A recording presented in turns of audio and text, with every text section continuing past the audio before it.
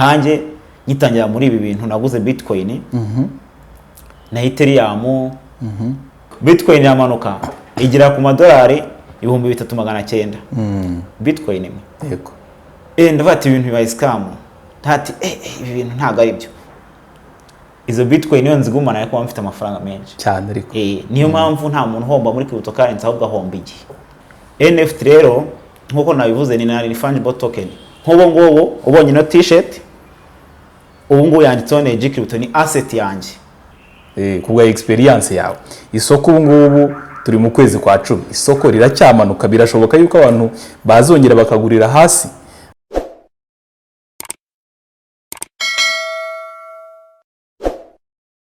nabasuje cyane mwese mu byubahiro byanyu iyi ni Digital Wealth Rwanda twibutsa abantu kuzajya supporting iyi channel kugira ngo amakuru meza tubafitiye akomeze kubageraho ku gihe uyu munsi rero ni Serge nk'ibisanzwe ariko uyu munsi ntabwo ndi ngenyine dufite umutumirwa umujene ariko w'umuhanga mu bijyanye na cryptocurrency muraza kubyiyumvira mu magambo ari bubaganirize kuko hari ubwenge hari ibintu byinshi afite by'ubumenyi benshi twifuza ko yadusangiza kugira ngo abantu bagire amakuru kandi bashobore no kwaguka muri iki gisata turimo muri rusange ubwo rero Joseph twakwakiriye uraho neza murakoze cyane iminsi myinshi rwose ubwo ngiye nkumenyereye ku izina rya Neji ubwo niba ari izina ry'akazi ariko niryo menyereye ubwo niryo ndi bukoreshe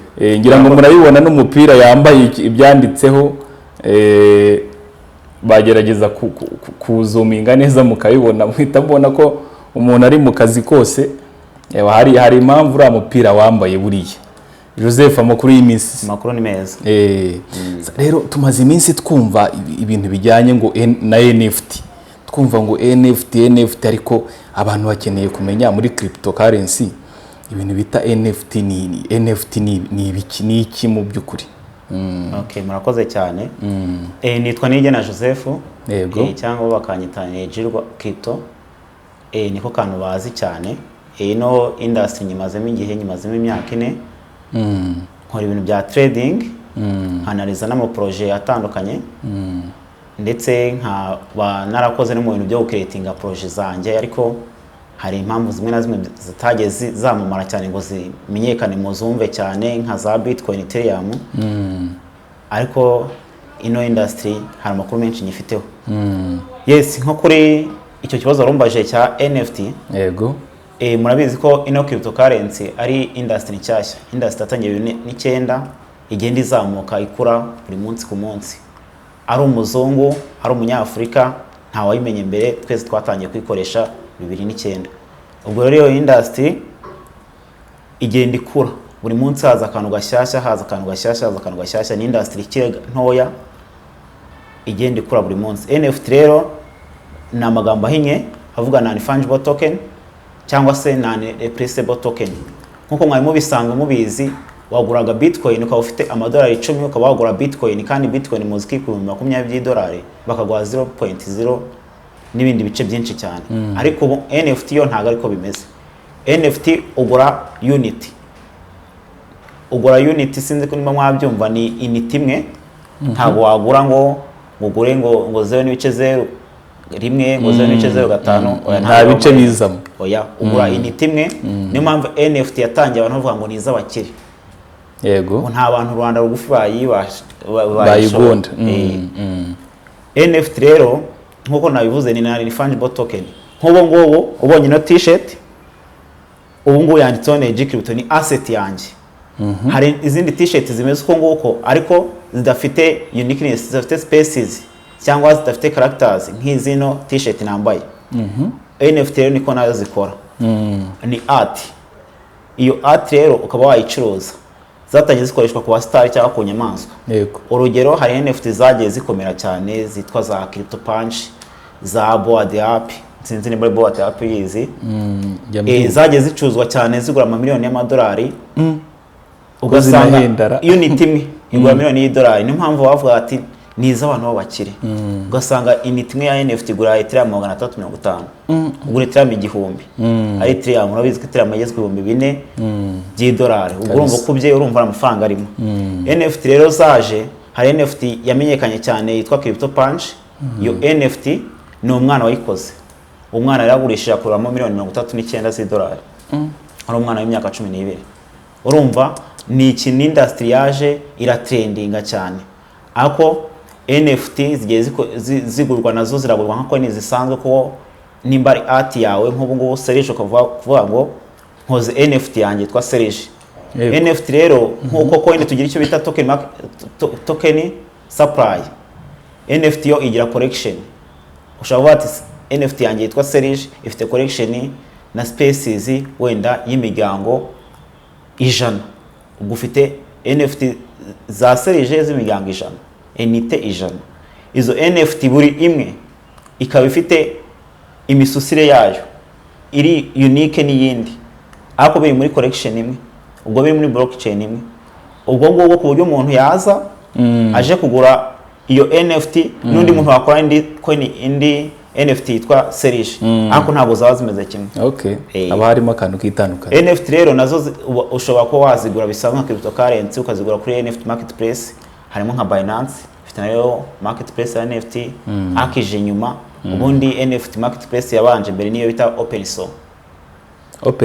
OpenSea OpenSea hari na za Source ya Solana OpenSea ni ya Ethereum blockchain hari n'izindi za Binance Smart Chain ako zo zije vuba ako ubundi blockchain yacuruza NFT cyane ni OpenSea rero NFT nazo zigira price ushaka kuvuga ati se NFT iyo price yayizamuka gute imanuka byagenze bite yego ese niki kitera kuzamuka ese niki kitera kumanuka ikintu cya mbere NFT igihe icyo bita flash price iyo price ni nkaho liquidity hari amafaranga company cyangwa se organization yakoze NFT umuntu akoze NFT agomba gushyira muri projet ye ayo mafaranga umuntu iyo agiye kuyigura hari amafaranga price nyine biriho weho usettinga price uzagurishirizaho bitandukanye nuko coin ugenda ugasanga aho ngo abaguzi n'abagurisha oya hari iyo base price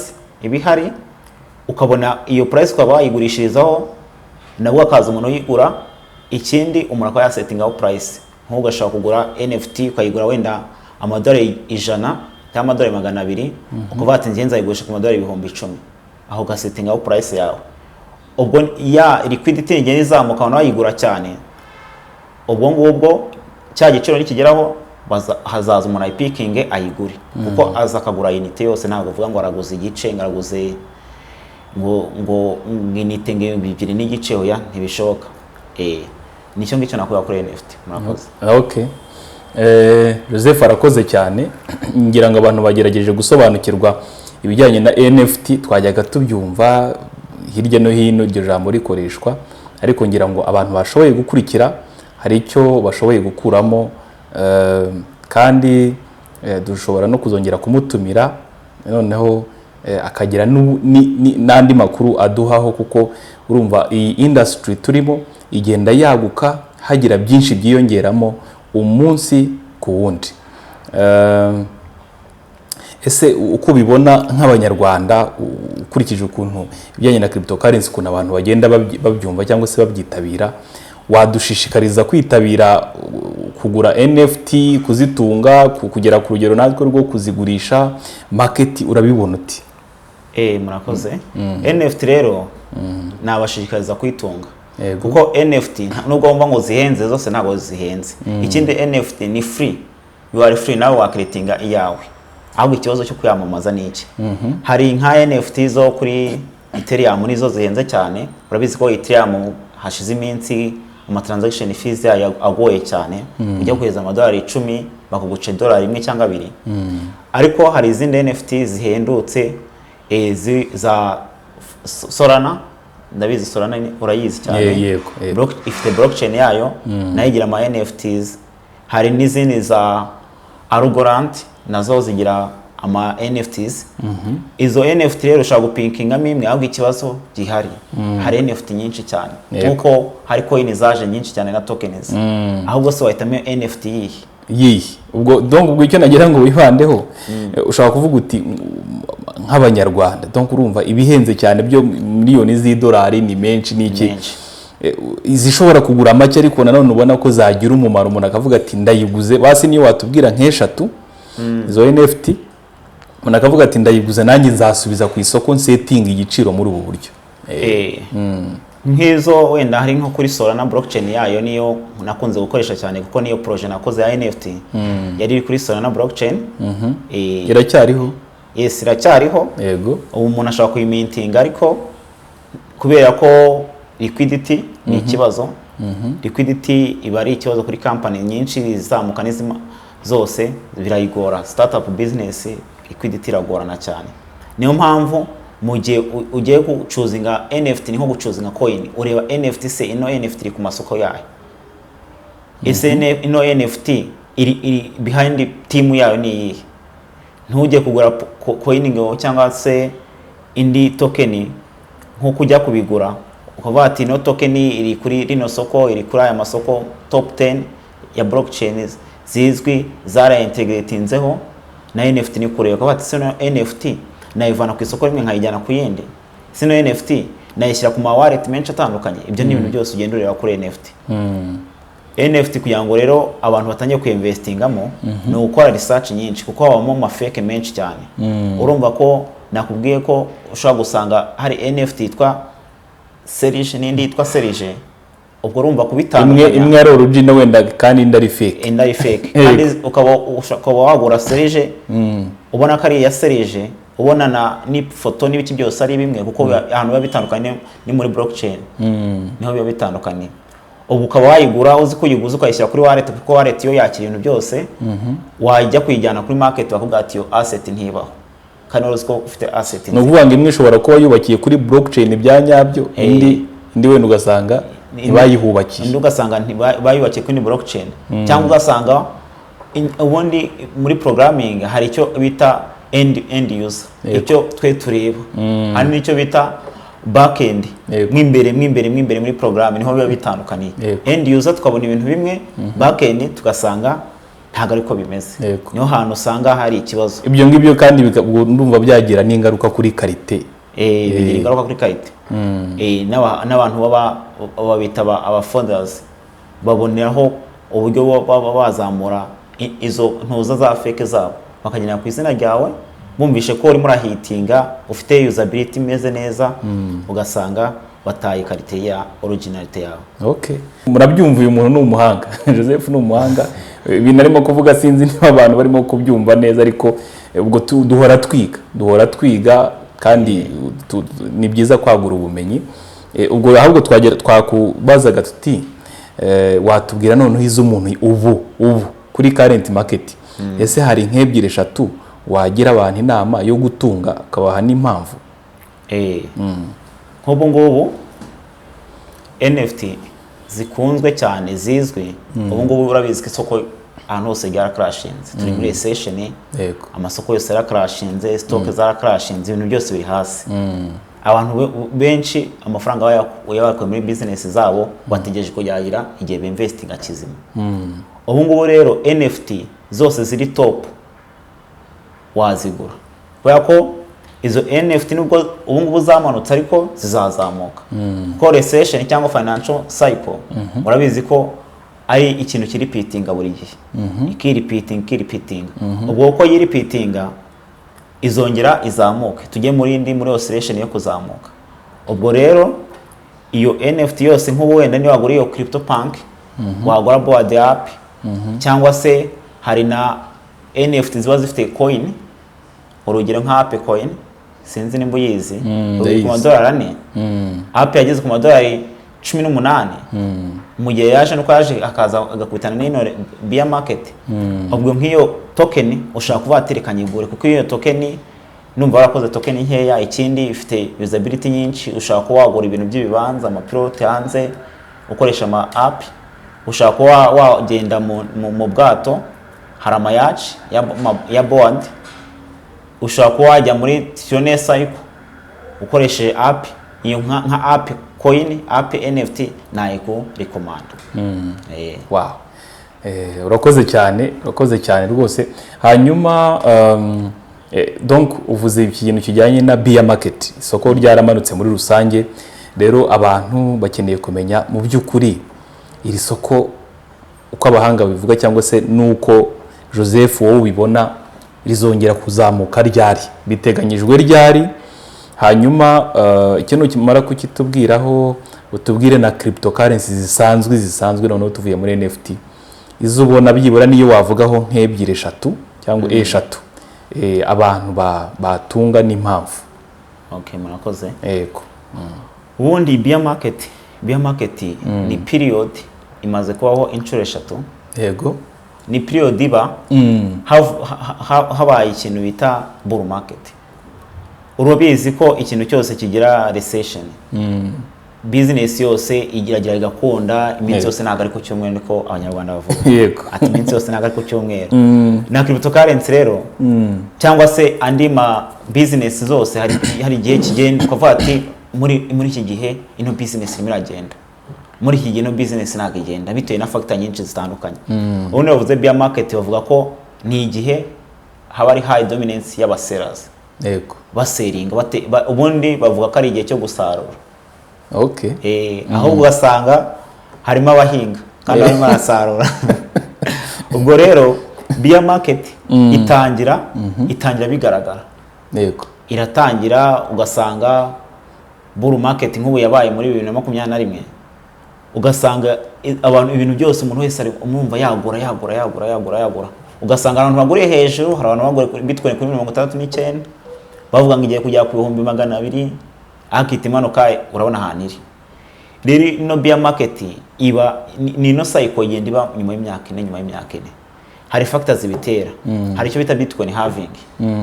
Ikindi akaba n'icyo bita n'aba miners batera beer bakaba batera bull. Byose babikora. Urumva ako ntago wavuga ngo niho bakontrole isoko. Isoko rikontrolwa nawe nanjye nundi uri muri arebe no video. Kuko nimba uvuze ngo uraseringa nanjye nkaseringa nundi agasenga hahandi isoko rimanuka. Uko isoko n'abantu. Yego. Uko utekereje nundi agatekereza uko nitwo tujyana isoko, nitwo driving isoko. Bo hariyo bita aba player boy, abantu bafite amafaranga menshi muri industry, edama bank, ama hedge fund cyangwa se n'amareta, ama institution akomeye n'ibihugu bimwe bitandukanye biba byagurisha bikavuga ati nk'urugero bishaka nka billion nk'ebyiri z'idolari kandi bifite assets zingana nabyo kuba tugiye kugurisha tukore iki kintu. Ubwo institution imwe yigurishije n'indi kagurisha urumva ya soko rimanuka. Risanga udufaranga bashyizemo ugura n'undi agura bakagira badufinga bayafata kose batujyana. Ubwo rero usanga izo company cyangwa se abantu bakomeye ari bo ba driving isoko. Ariko ushobora kuvuga ati se nakwiza ninjira gute nkasoka gute za ngufu nini zitampotaje. Aho ngaho ni cyagiye uvuga ngo reka ngure hasi ngurishirize hejuru. Nk'ubu ngubu uko urebye kuntu industry igenda ikura ubu ngubu ni 3.5 ku isi bazi cryptocurrency bayikoresha muri aho 3.5 ku ijana ku bantu bagize isi. Iyo 3.5 nk'ubu ngubu yo babaza ati bakaba bati nejuyo akoresha wenda Binance, akoresha KuCoin, akoresha OKX, akoresha Mix, akoresha FTX. Ubwo mbarakunda abantu bose abo bantu ubwo niko babibara. Abantu bayuza bakoresha internet bakoresha ibintu bya cryptocurrency ni 3.5. Okay. Ugeranyeje ushobora gusanga ari nka 2.8. Kubera ko abantu baketinga nk'uwaje konti ufite ushobora gusanga urimo abantu benshi cyane. Ubwo rero abo iyo 3.5 basi cryptocurrency urabizi ko ifite yagize trillion 2 nizo yagize nini market cap. Ibaze igize trillion 10 igize trillion 20 wasanga iyo Bitcoin iri ku 20 iri ku 100 iri ku 300. Hari n'abavuga ngo sinzi nimbuzi ni MicroStrategy. Wayisobanuriraho nake. MicroStrategy ni company yo muri Amerika ikora ibintu bya cryptocurrency. Ifite ama mining farm, ifite ama miners benshi, ni company ifite nka trillion nk'ebyiri. Yego. market cap yayo. Ni company ikomeye, iyo yaguze baravuga ngo isoko riramanuka.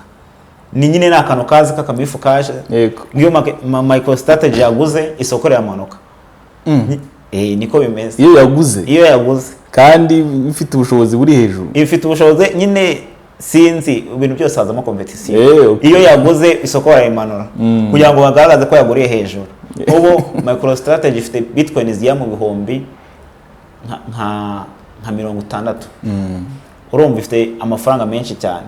Rero ubu ngo average maze kugura Bitcoin ni ku bihumbi 30. Urumva already MicroStrategy iri mu gihombo. Urumva ubu ngubu igenda igura.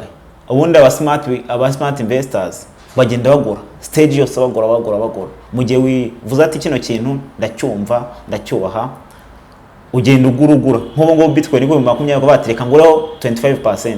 Niyo njya kumanuka gate ngureho 25%. Niko aba smart investors niko babigenza. Ntabwo babandi baza bati niba ngiye gushora 10,000 nguriye ku 20 direct byose ndabiguze ndabitse. Oya, uracunga cyangwa shyiramo ama limit order kuri exchange uri free. Ushobora gufata nzagura kugira ngo nk'ubu ngubu nk'urugero uguze asset, ubwo ni advice yo investinga.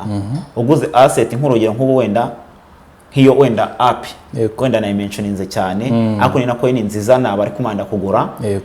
Iyo app coin nk'ubu iri ku $5 wenda 5 cyangwa se umuntu atangiye kuyigura ku $10. Afite $10 1,000. Ubwo aguze $10 bama coin 100. Urumva ayiguye ku $10 10. Ariko avuze ati reka nzanguramo 25 ubwo ni 150. Akavuga ngo ku $10 akagura, ku $8 akagura, ku $3 akagura, wenda agatangira kugura akarekera kugura ku $4. Urumva ufashe calculatrice ukareba kuvuga ati se $150 ugabanyije $4 ubwo yawe ufite coin zingahe. Ushaka gusanga 150 ugabanyije 4 ushaka gusanga yawe ufite coin 32 zaguzwe $150. Ushaka gusanga ku $7 cyangwa 6 yaraguze izindi coin wenda zingana na 35. Ahandi yaguze izindi coin zingana na 25. Ugasanga yagurira rimwe kandi n'ubundi afite willingness ko projet izakura izazamuka wenda ashobora kuzayigurisha ku $100, ashobora kugurisha ku $50. N'ubundi uwaguze ku $10 azategeza kugira ngo iyo price igerweho. Uwaguze ku $4 nawe azategeza kugira ngo iyo price igerweho. Nyine afite target imwe. Ariko ugasanga nk'ino coin igarutse ku $10 undi we ari muri profit. Urumva ikiza cyo kugura mu mafeze nicyo kiza cyane. Nimba weho ubwo dukurikiye ushaka kugura cryptocurrency tangira nonaha ugure. Ahubwo se uvuga ati wenda nimba nihaye ko investing $1,000, nimba nihaye ko investing $500, reka nya splitting. Bati ino project nta wamenya kuko isoko nk'ubu ngubu turimo ramanuka. Abahanga bavuga ko bull market ishobora gutangira mu mwaka utaha nko mu kwa 5 mu kwa 8. Ariko ubundi halving, Bitcoin halving ni period y'imyaka 4. Ubwo muri iyo myaka 4 yose izashira mu 2024. Naho ushaka gusanga isoko rikizaba ubu ntago ryagumya kumanuka nkuko kuko market ntago imanuka nk'igiti cyangwa izamuke nk'igiti. Igenda iri volatile ihindagurika buri munsi itanga profit kugira ngo abasellers cyangwa aba traders bakoremo inyungu nyinshi cyane bakora trading. Trading rero ariyo ya risk. Abantu bavuga ngo trading ya buri munsi ni risk, ushaka guhomba amafaranga yawe kubera ko ubutegereje inyungu. Aho muri cryptocurrency icyo nita guhomba ni igihe.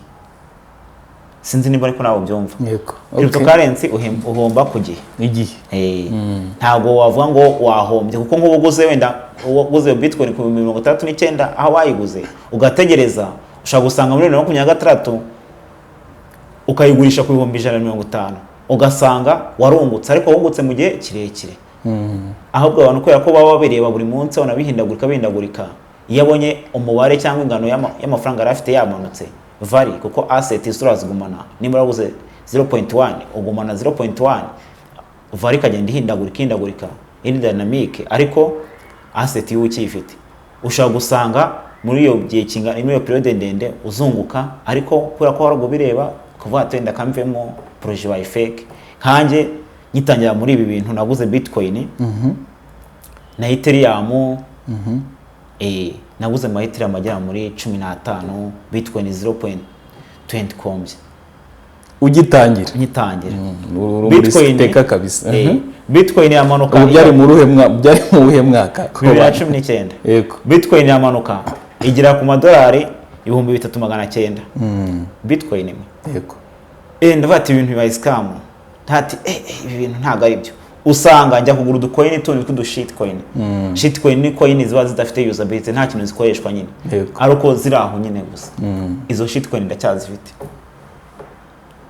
izo Bitcoin niyo nzigumana ariko mfite amafaranga menshi cyane ariko niyo mpamvu nta muntu homba muri cryptocurrency ahubwo ahomba igihe murakoze. Okay, urakoze cyane. Nuvuga ngo mu bantu wagiye ubwira abantu yuko bashobora kugura Ape coin, ni coin nziza wayirekomanze, ariko nge nagira ngo donc ese isoko mu by'ukuri riracyamanuka kubwa experience yawe. Isoko ubu ngubu turi mu kwezi kwa 10, isoko riracyamanuka, birashoboka yuko abantu bazongera bakagurira hasi. Hanyuma ikindi twari twavuze ko babwira abantu coin 3 ubwo umaze kuvugamo imwe muri muzisanzwe, ubwo hari n'izindi ebyiri uri bubabwire. Okay, isoko rero isoko riracyamanuka, isoko riracyamanuka nubwo ritakimanuka cyane. Urumva cryptocurrency imbere ntago ari nka kera, situation twari turimo kera ntago ari nk'iy'ubu ngubu. Mbere nta bantu bari bazi cryptocurrency, leta zimwe zarayirwanyaga, ariko ubona ko leta zimwe na zimwe zitangira kuyishyigikira. Nimba leta zimwe na zimwe zitangira kuyishyigikira, wabonye ko ntoza Salvador nayo ikoresha cryptocurrency, iyo ni leta. Yego. Hari na za Central Africa no muri Tanzania no abaturanyi bashaka kuyikoresha. Ubwo urumva ko hari ibintu bigenda bihinduka, kandi n'abantu benshi bayikoresha bayimenya bagenda biyongera. Ubwo rero ntiwavuga ngo cryptocurrency situation twari turimo kera niyo y'ubu ngubu, biratandukanye cyane. Ubwo ngubwo rero ikintu nababwira abantu badukurikiye ni ugutangira kugura, ni ugutangira kugura, kuko uguriye ikintu nakwizeza cyo uguriye kuri biciro biriho ntago wazategereza igihe kirekire. Urumva nababwiye igihe ikintu cy'igihe, ntago wazategereza igihe kirekire utari wajya mu nyungu. Nicyo kintu nakubwira. Ikindi ntimugure percentage zose, ushaka kuvuga ati reka ngure 50% iki gihe, kuvuga ati niyo njya kumanuka, kuko ntago izamanuka kenshi, ntago Bitcoin izagira munsi y'ibihumbi 10 by'idolari, ntago bibaho. Kandi igeze mu munsi y'ibihumbi 10 urumva umaze kugabanuka inshuro ebyiri zonyine, urumva ntago ari kenshi cyane. Kuko hano muri cryptocurrency ni life changing opportunity, ni industry ishaka gucengingira ubuzima. Ntago tubara ngo ngizamutse ikubye kabiri, ngizamutse ikubye gatatu ya. Cryptocurrency nkanjye wenda ndabizi, ushaka kuvuga ati se Bitcoin ko ihenze, ese ubwo izazamuka, ese ubwo ukibaza utubazo twinshi cyane twa SS. Ngewe nzi Binance coin, urayizi BNB. Nzi Ethereum iri mu madolari 195. Uyageze ku 4,000. Umutima urakujya gusa ukumva urababaye, ariko bikaranywa bati Ethereum yarazamutse igera kuri 4 hafi 5 byo. 4 hafi 5. Iyo Bitcoin ndakuvuga ngo kuri 3,900 ndayireba rwose. Umuntu wagura yagurisha utuntu duke na tumwe afite, akaba yagura Bitcoin yose. Ariko so Bitcoin abantu bayigura ni bake, bitewe na economy y'igihugu cyangwa se na economy y'isi, abantu bagura Bitcoin ni bake. Hari n'izindi coin nyinshi zagiye zizamuka cyane zigatanga return nini, abantu bagenda bareba rwose. Niyo mpamvu rero uguriye kuri iki giciro kiriho ushaka gusanga hari amahirwe menshi cyane yo kuzunguka. Wagira. Turebere nk'ebyiri dusoza. Navuze app, hari iyindi bita Mina protocol.